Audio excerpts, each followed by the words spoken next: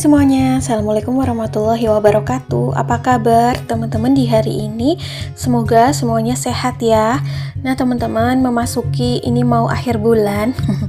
Aku mau bikin budgeting untuk bulan Januari 2025 ya. Karena memang di sini kan pendapatan aku dan suami itu bukan pendapatan di awal bulan, tetapi kalau suami itu harian dan aku itu akhir bulan. Nah ini aku bikin budgetingnya dulu supaya nanti pada penerapan di bulan Januarinya ada track yang bisa dijadikan acuan gitu ya teman-teman, supaya nanti pengelolaan keuangan rumah tangga kami itu tidak melenceng dari aturan yang sudah ditulis. Nah seperti biasa di sini aku akan tulis judulnya January on Budget 2025. Nah seperti yang kita ketahui bahwa keuangan rumah tangga juga dipengaruhi oleh berbagai macam hal, diantaranya yang sedang isunya mencuat ya, kenaikan PPN 12%, di mana juga akan berdampak pada kebutuhan rumah tangga, kebutuhan pokok konsumsi.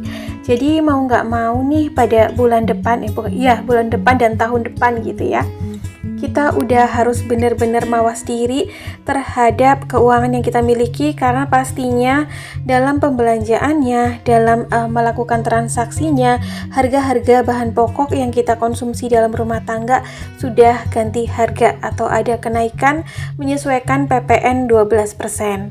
Meskipun kabarnya itu kenaikan PPN 12% itu tidak berdampak pada bahan pokok, katanya hanya berdampak pada barang mewah, tapi kenyataannya tidak demikian ya teman-teman, karena baru isu yang mencuat saja sekarang udah banyak bahan pokok yang naik, di mana memang bahan pokok tersebut diproduksi oleh orang-orang yang memiliki penghasilan menengah ke atas atau pengusaha-pengusaha yang tentunya mendapatkan dampak dari kenaikan PPN 12% ya. Otomatis barang yang mereka produksi termasuk barang kebutuhan rumah tangga, bahan pokok konsumsi rumah tangga juga ikut naik.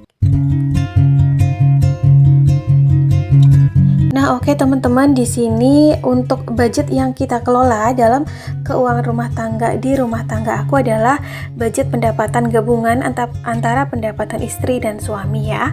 Dan di sini akan aku tuliskan dulu bahwa pendapatan yang kita miliki ini masih tetap di nominal atau sejumlah 4 juta rupiah.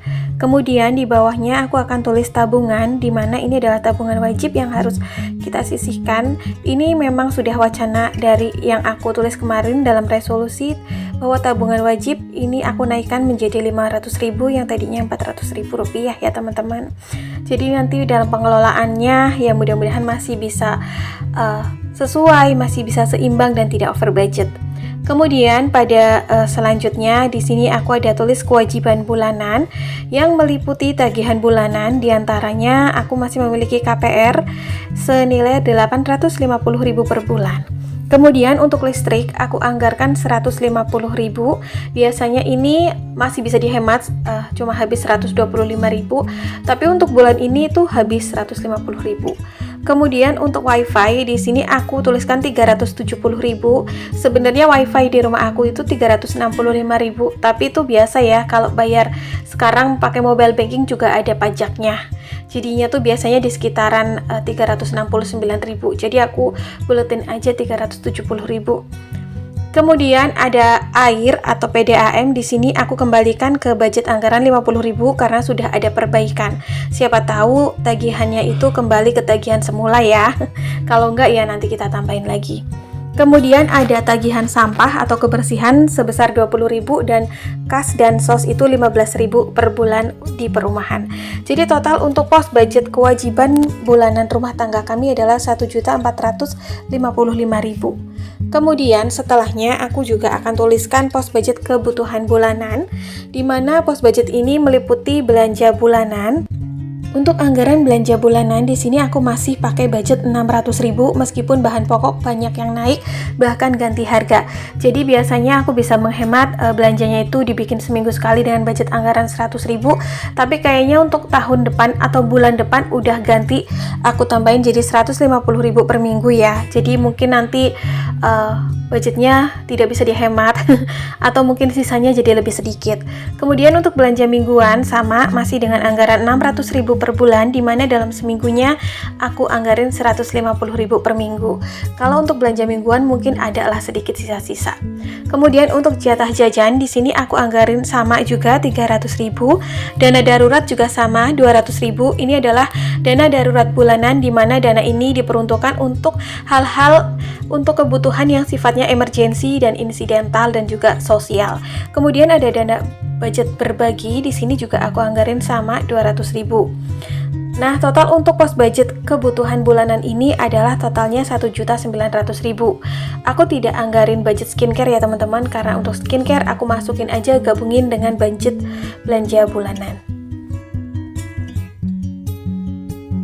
Dimana skincare yang aku pakai juga skincare sederhana yang aku beli di minimarket, habisnya juga tidak sebulan sekali, kecuali untuk sabun cuci muka aja, itu sebulan sekali.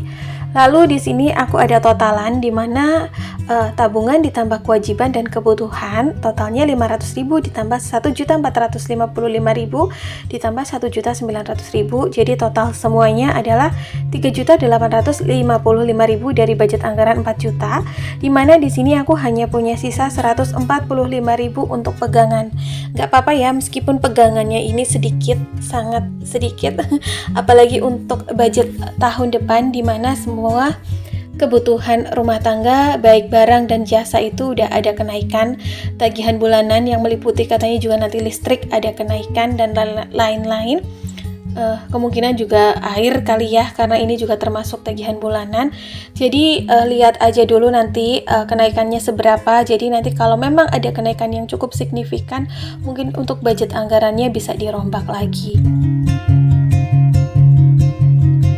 Karena di sini penghasilan yang aku miliki ini masih tergolong minim atau kecil ya teman-teman. Jadi biar tetap cukup, aku di sini tuh mengusahakan setiap pos budget anggarannya ini dibuat dengan sebijak mungkin, dimana tetap harus mencukupi kebutuhan rumah tangga, akan tetapi juga tidak berlebih-lebihan karena memang anggarannya itu ya tidak ada untuk diperbesar. Jadi harus tetap seimbang antara pemasukan, antara yang di save atau tabungan.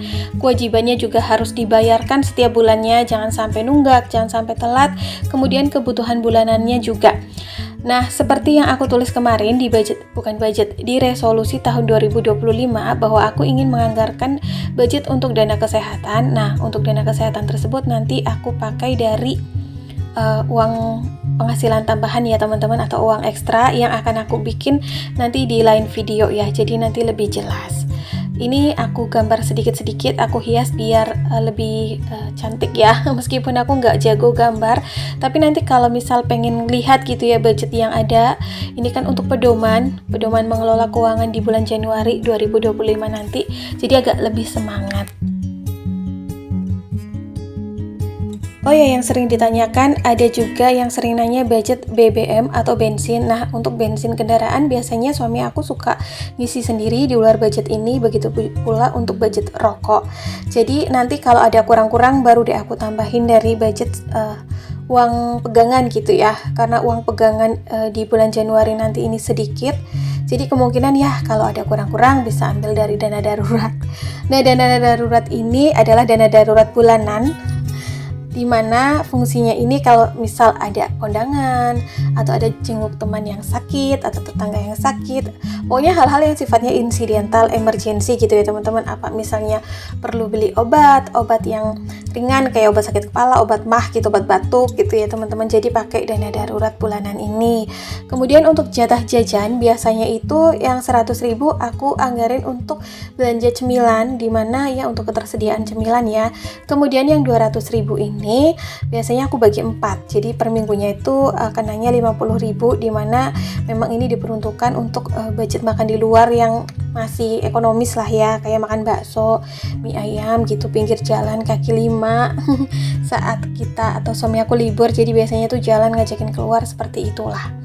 Yang penting kalau menurut aku adalah yang terpenting tagihan bulanannya itu harus kebayar dulu, karena itu kan kewajiban ya teman-teman. Dan di tahun 2025 nanti memang kenaikan PPN ini yang berdampak kepada seluruh barang dan jasa yang kita pakai dalam sehari-hari ini, menyadarkan kita bahwa uang yang kita miliki harus dipakai dengan sebijak-bijaknya ya teman-teman. Karena memang tantangannya kan semakin tahun semakin berat, meskipun berbeda-beda gitu ya tantangan ekonominya, tapi mau nggak mau kita tuh harus bersiap diri untuk menghadapi tantangan ekonomi tersebut. Jadi karena memang ini udah diketok palu, sudah disahkan bahwa PPN-nya tetap naik 12%, jadi mau nggak mau kita harus hadapi bersama-sama ya. Ibu rumah tangga bisa apa sih? Ya mungkin nggak bisa apa-apa, tapi yang ikut terkena dampaknya.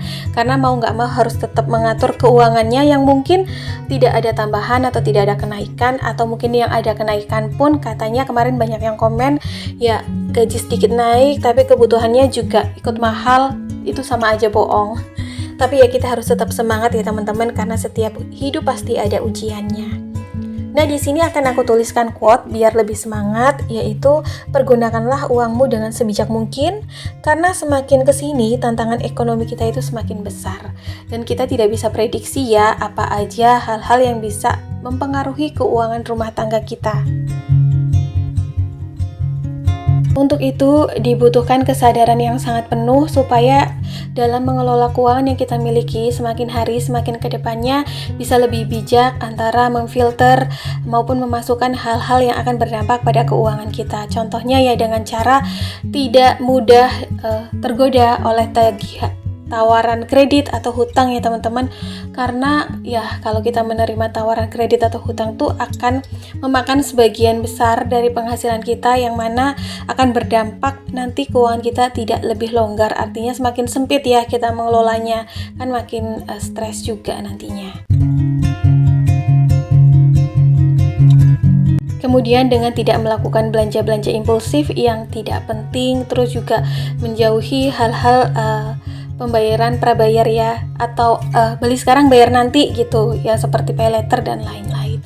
Oh ya teman-teman, ini malamnya tuh suami aku kan ada acara gitu pas hari Sabtu, jadi tuh dia bawa oleh-oleh makanan, ada snack, ada sate kambing sama lontongnya. Nah seperti ini ya, seneng ya ibu-ibu gitu, ibu rumah tangga kalau suami pulang tuh bawa makanan begini, meskipun sepele tapi menyenangkan. Meskipun yang dibawa bukan bunga gitu ya teman-teman, buket bunga, tapi kayak gini pun udah senang. Alhamdulillah, ini rezeki juga. Jadi tuh ini sate kambing, terus aku tawarin dia, katanya dia udah makan di sana, jadinya ini aku habisin sendiri deh pakai lontong, tapi nggak habis juga sih. Teman-teman boleh sharing ya apa resolusi di tahun depan, atau mungkin budget keuangannya akan diatur seperti apa, apakah masih sama dengan 2024 atau ada perubahan karena memang ada dampak atau ada pengaruh keuangan kita nantinya. Meskipun kadang-kadang tuh dianggap keuangan rumah tangga itu sepele ya, tapi gimana pun sepelenya keuangan rumah tangga tersebut kan kita atur dan kita konsumsi sehari-hari, kita pakai sehari-hari. Nah kalau terdampak dari pajak yang naik, PPN yang ikut naik juga kadang-kadang tuh ikut pusing ya ibu rumah tangga, karena ya mau nggak mau dengan anggaran yang ada harus bisa mencukupi segala kebutuhannya. Tapi bismillah, kita semangat bareng-bareng ya, mudah-mudahan rezeki kita senantiasa diberikan kecukupan sehingga kita bisa mencukupi setiap kebutuhan rumah tangga yang ada setiap bulannya dan tidak over budget, bisa cukup, tidak minus, sehingga kita tidak pusing untuk cari-cari tambahan uang di luar sana. Oke teman-teman, kayaknya sampai di sini dulu ya video aku hari ini. Insya Allah kita ketemu di next video. Assalamualaikum, bye.